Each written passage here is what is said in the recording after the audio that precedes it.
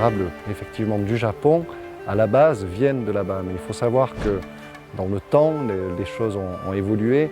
Et ce que l'on trouve maintenant dans le commerce est bien sûr cultivé en Europe.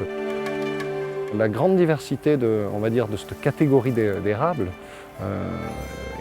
a de cela de très intéressant, c'est sur le plan ornemental bien sûr, c'est la diversité de feuillage et de formes.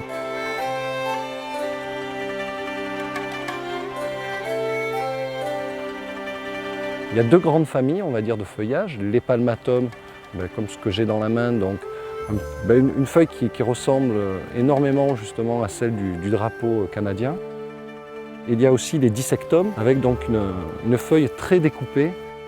Et après, il y a une diversité de couleurs qui est époustouflante, que ce soit du printemps lorsque les feuilles naissent au débourrage, jusqu'en été où il y a des véritables variations de couleurs drastiques. On peut passer du rouge au jaune, du rouge au vert. Et après, il y a on va dire, un nouvel à-coup très impressionnant qui est un festival de couleurs dès l'automne, dès les premiers grands froids. Et ceci jusqu'aux grandes gelées où là, après, les feuilles tombent. Par contre, la plante en elle-même résiste à des températures de l'ordre de moins 25 degrés sans aucun souci.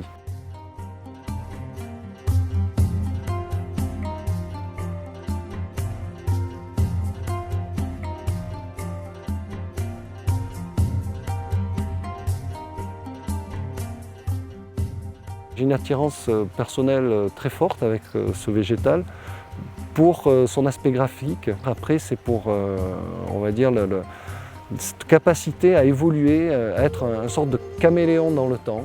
Et c'est vrai que ça apporte beaucoup. Je dirais que ça fait vivre le jardin et ça casse le côté statique que peut avoir un arbre, par exemple, où on ne le voit pas trop grandir, pas trop pousser. Et là, il y a un véritable cycle.